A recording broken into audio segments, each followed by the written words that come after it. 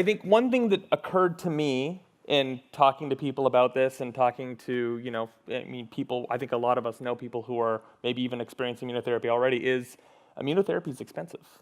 And I guess, with a lot of data scientists in the audience and people think of this, I was wondering if each of you could kind of comment on how can we, in terms of analysis and more information we collect about either the product or the patients or both, bring better value to these therapies and make sure, essentially our value for dollar ratio keeps going up.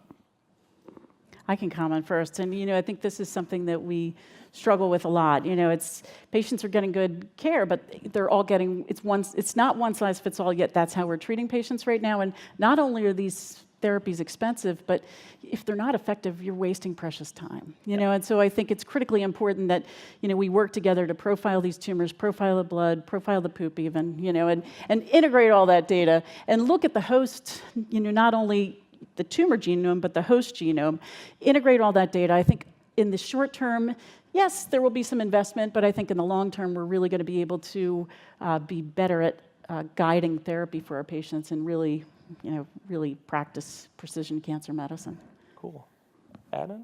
Yeah, well, I can take the cop-out statement by saying that FDA does not look into cost directly in terms of its approval. But that being said, I understand in the field of health science, of course, our focus is mainly on safety and efficacy.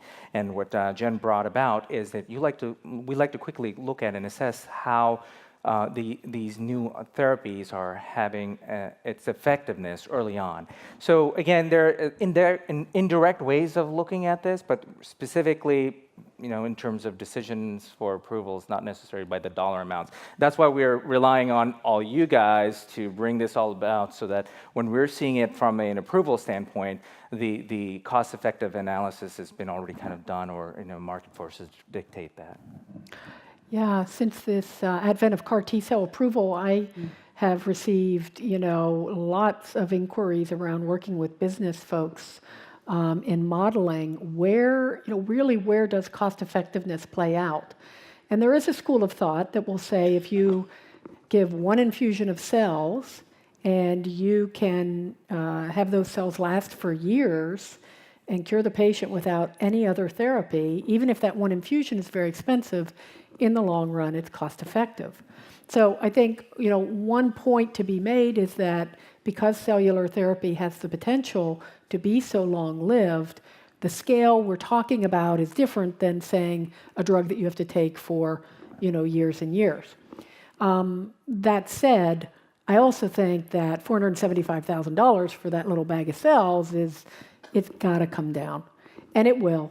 And most of that cost right now is in manufacturing, and as cost of goods come down because there's more competition in the arena, there's just no question that cost of manufacturing is going to come down. I think the next one around is already cheaper than the previous, right? So, cool. We have a question over here. Thank you. My name is Shilio. I'm from FDA, and great session. I have a question for Dr. Wargo. It's interesting to see how microbiome make a difference in patients' response to checkpoint inhibitors. I wonder if there's any research done to see whether antibiotics, which have an impact on microbiome, will make a difference in the response to checkpoint inhibitors. I understand this will be very hard to evaluate based on clinical trial data because there will be confounding by indication. But however, this may be possibly done in animal studies. I just wonder if there's any data on that. No, that's a great question. So the question is, what's the impact of antibiotics on efficacy of checkpoint blockade? And now, thank goodness, there is actual data, not only in preclinical models, but also in patients. Laurent Zitvogel in France studied this in a group of patients with non-small cell lung cancer and also renal cell cancer. And what she did is she took a group of patients who were treated with checkpoint blockade and looked at patients who had received antibiotics versus those who didn't. Patients who received antibiotics had a poor survival compared to those who had not received antibiotics, suggesting that impairment of the gut microbiome by taking antibiotics can actually abrogate response to checkpoint blockade. That's now been validated in preclinical models also, but also in other cohorts as well. We've looked in our own cohort and seen the same thing. And it's not only to checkpoint other therapies, because I think even for radiation therapy, chemotherapy, you rely on your gut microbiome for overall systemic immune tone. And so now it doesn't mean patients shouldn't get antibiotics necessarily if they need it, but people going for, with a little URI and going to the doctor and getting antibiotics, I think it could be a real public health issue, and what's happening to their microbiome and how prolonged is it is a real important topic. Yeah. But great question. Yeah. May I ask a follow-up on that? Sure. Because I think if we just look at patients who have taken antibiotics and patients who have not taken antibiotics, there will be confoundings because the patients who need antibiotics might be different from the patients who doesn't need. So I think it may be more interesting to look at maybe different route, like oral versus IV, or different antibiotics that have a different impact on different bacteria to see whether the results will be any different. No, I think that's a great point too. And I think, certainly that was one study. There have been follow-up studies. Even some of the major pharmaceutical companies have actually gone back and have been looking at this. They see a signal too, but there are a lot of confounders. And, I don't think all antibiotics are bad either. Can we actually tailor antibiotics and make them selective for Bacteroidetes or specific bacteria that we think are the bad players? And will it actually be a component of therapy if we do fecal transplants? Yes, I think we are going to be using antibiotics. But can we use it in a more precise way? In the precision medicine era here, I think we can. Thank you. Great. I think you're next, sir. Hi, my question is also for Dr. Wargo. My question was, you continually framed the advantage of having a diverse microbiome as an enhancement factor for existing immunotherapies. But then in one of the mice experiments that you showed, just having the transplant allowed them to resist transplantation of the tumor in the absence of treatment with anti-PD-1 therapies. So my question is a diverse microbiome itself a preventative element for cancer? Is there evidence of that in public health data? No, I think that's a great question. And a more diverse gut microbiome is generally associated with overall better gut health and overall better health. Now, do we know the answer yet? No. I think what's interesting, though, is we've actually now gone back as part of our trial. What we're going to be doing is to actually take fecal transplants from complete responders and use those into patients who are going on to PD-1. Now, we've gone back and actually have profiled those complete responders, and highly consistent finding across all these CRs is a high diversity of the microbiome. They're not all the same bacteria that come across in the CRs. And so that's interesting, right? And so I think yes, diversity matters, but I think it's also composition. I think it's a good litmus test, but it's not a standalone, but a more diverse microbiome does seem to be better, and that's why taking antibiotics can probably, or at least broad-spectrum antibiotics that wipe out your gut microbiota, are deleterious, and that's why if you dump 10 to the 11 CFU of a single bacteria into your gut, and dilute out all, your diversity, then, that's probably not a good thing either. And also, can you share what probiotics you were mentioning that lowered the Oh, diversity? no, yeah, I can't yet, no. Thank you. I just buyer beware on probiotics. There's probably some good ones, but I think they need to be studied. Cool. Dr. Good? Thank you. I'm a trainee here at Stanford, and my question is to Adnan. Because we know that cancers are really good at escaping by downregulating or just mutating away from expressing the antigen that can be targeted by engineered T cells. To really cure the patients, it seems that we need to go after 5 or 10 or 15 targets. And I realize that right now we are slowly moving towards going after 2 or 3 targets at a time. But at FDA, how do you see the path to going after really many targets at the same time with engineered T cells? Absolutely, that's a very intuitive thoughts in terms of how do we progress this field further. Not only few targets, but there's other therapies that are at play with regards to looking at neoantigens, and this is another scope of another talk, but people are trying to personalize the therapies to the patient's genomics or the tumor's genomics itself. So in that situation, is it only 5? Is it 10, 20? If you have MSI high versus low, different types of instabilities and genomic differences or mutations per se, I should say, again, again, those are discussions that we are also having at the FDA with the relevant stakeholders, including experts in the fields. But right now, if you follow the literature, it looks like for the neoantigen-based therapies, about 20 is where the cost effectiveness. But coming back to your questions, where is the limit? We again pushed it back to where the science is at. In essence, in regards to regulation, I think the way we're going to be looking at it as a platform. So if you have a patient and you have a certain amount of technology and software that's analyzing the patient's genomics, and then you determine that this is the appropriate type of therapy, then that platform and how it compares from patient to patient is what we're going to be thinking about moving forward, looking at and processing. And I believe recently Commissioner Dr. Gottlieb mentioned that a lot of our challenges right now coming on is not only the clinical but also the manufacturing aspects of it. And we, the clinicians at the FDA, are working hand in glove with the different multidisciplinary approach, because the standards that were relevant back in what we've been used to are evolving, and as fast as you folks are dealing with in the industry side. So we want to stay hand in glove with this development, and so we can have a not necessarily a partnership, but a dialogue, so that we can appropriately regulate this. Thank you very much. Thank you.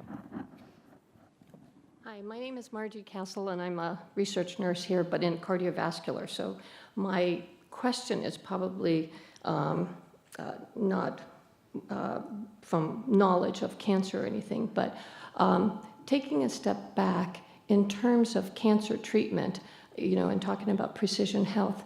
I recently had a family member who had lung cancer, and it was stage 4 non-small cell and whatnot. Went to a very small town oncologist who just immediately started treating with platinum-based, chemo and all that. I had done some research and found someone at University of Colorado who specialized in that specific type of cancer. And after having gone to Colorado to meet with him, he had talked about how not every lung cancer, even that specific stage 4 non-small cell, because of mutations and whatnot. So, but unfortunately, the initial biopsies and all that didn't capture a lot of that information.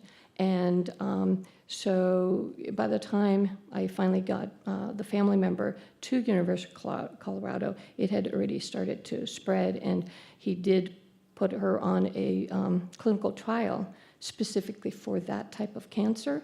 But I was just disappointed that the information that you're all presenting, and that places like Stanford and UCSF would be aware of, that when you go to the smaller centers, they're not even aware of what kind of biopsies to do to get that the data that would allow for the precision health, for specific, because he said, you wouldn't treat all lung cancers the same. You might treat a certain type of lung cancer and a certain type of breast cancer the same because they have the same kind of mutation or histologic type of, but that information doesn't seem to be as, well known across the country in smaller institutions.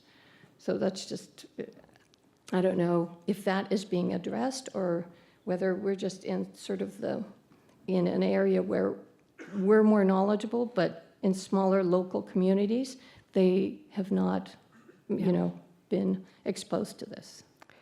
Maybe I can just make a comment that, boy, I'm really sorry to hear that, and my guess is it's not the only story, right? I come from a very small town in Ohio, and that medicine isn't practiced the same everywhere. In some ways, what you experienced is reflecting the rapid evolution of cancer medicine. Because, for 20 years, stage 4 non-small cell lung cancer was basically treated the same. And indeed, my guess is community oncologists became somewhat complacent because it didn't matter, because it was all the same. And when you look at what's happened just in the last 3 or 4 years, in April at the AACR, there were several practice-changing reports with regard to the management of lung cancer after decades of nothing happening. So it's not right, and we need to get, all of America up to speed. But the fact is that it takes time for, this to roll out, equivalently across communities. And I think we just have to advocate like you're doing. Oh, and I think, just on that note too, I think, it needs a multi-pronged approach. I think, patients need to be their own advocates. You would think that you could go to any oncologist and you'd be treated the same. It's not the case, and we know that. And then I think from a healthcare system, the ability to go out and to develop these network partnerships, to go out to the community oncologists and to share the knowledge and protocols and, standardized approaches to these different cancers, and the ability to test those tumors and to guide therapy, I think, is a real strength.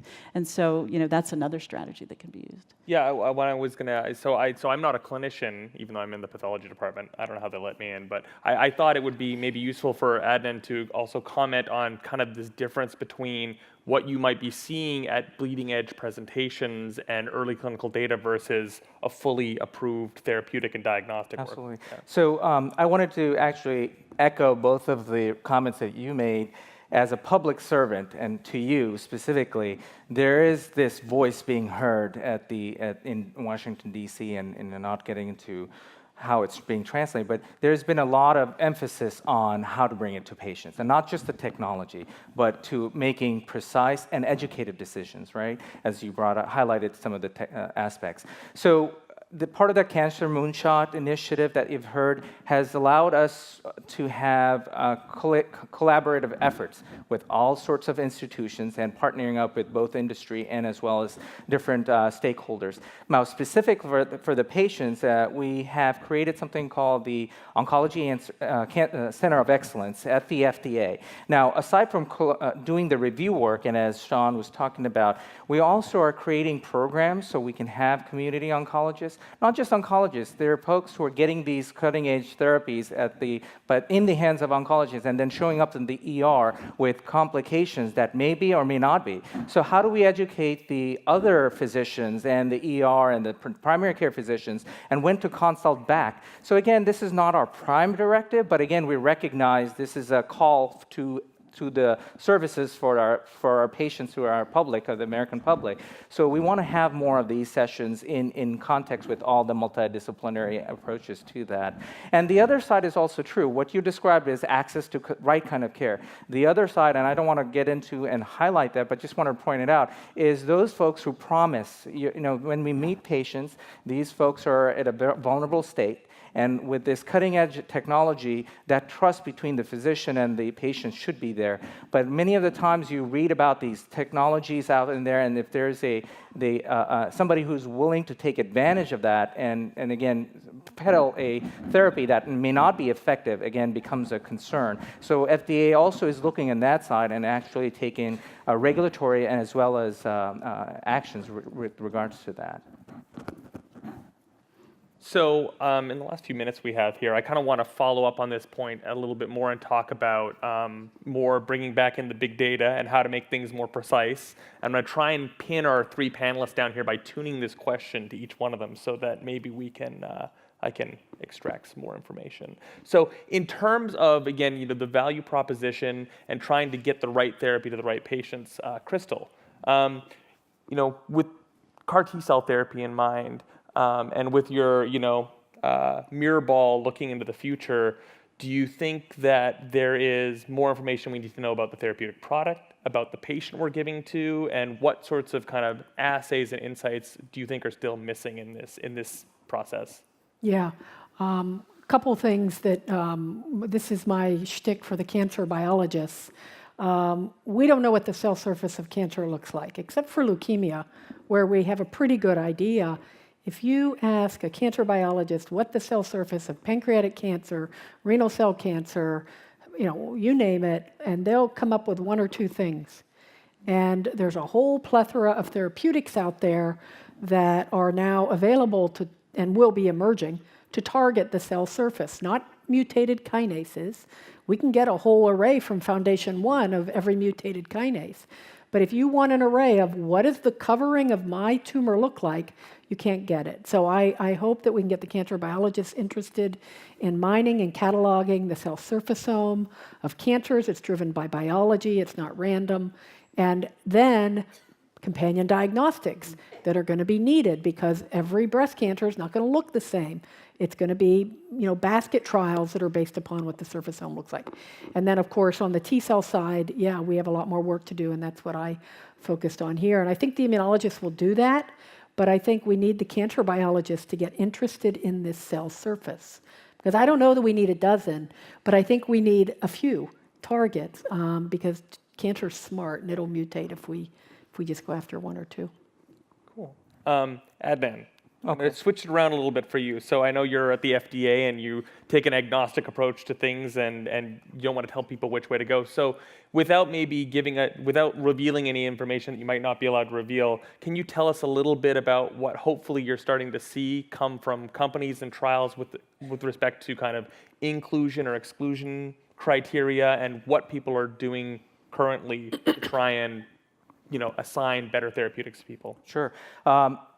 This is actually a hot topic that's been actively discussed in many workshops, specifically not only sponsors, but also big organizations, ASCO, Friends of Cancer Research, others have brought this about. I think you used the word eligibility criteria, so I'll speak to that a little bit. All throughout these times, we've been comfortable with having the standard protocols with eligibility criteria. We've excluded folks who've had brain metastases, comes to mind. But that being said, this is precision medicine. We're trying to curtail it to the patient. So what can we do to move forward to have those those type of patients enroll? And that's the type of people we want to help and address in these type of therapies. So I do want to say these discussions are happening. It's a cautious step. We as public and government entity want to make sure that all the necessary precautions are being taken, and so that when we do make a decision, it is more of a regulatory stance. It changes the field and discipline, rather than where you guys are at with technology and all the sky's the limit as kind of an approach where you can try things, doesn't work, move on. When we take a change or shift, it changes the paradigm quite a bit. So again, that caution is going to be there, but nonetheless, it's not a curtain per se. It's a dialogue that we're having with the experts in the field along those lines. Cool. So Jennifer, with checkpoint therapy in mind, and I would say I'm assuming gut microbiome is a component of the precision medicine process that we should be undertaking. Is there things that you see this being complementary to other omics that we could bring on board, things we should know about the patient or the tumor itself going in? Yeah, definitely. I think, we want to kind of learn from the top down, the bottom up. So we want to learn from every patient. I mean, I think, these 14, 20 patient trials are actually incredibly informative. If you can collect tissue, blood, fecal samples, look at host genome, tumor genome, epigenome, you can look at the and if you can actually look at that within an individual patient, you can actually learn a great deal. And then we also need the population-based studies. I mean, I think we also need these large population-based studies, but in order to use those, it needs to be, a process where it's good data. It's not only big data, it's good data. So all this data is curated well. We know that we can trust it, that there's kind of a real working relationship between the data scientists and the clinicians, and that we can really, learn from it and not be misled. Does that help? Yeah, no, I think it does. And I think I want to give a vote to high quality data over quantity data, because I think for these small trials, at least what we've seen, is that you can find really interesting signatures even in small cohorts if the data is collected in a very consistent manner. Cool. Well, with that said, that brings us to a close for our last session in the morning. I'd like to thank our speakers again.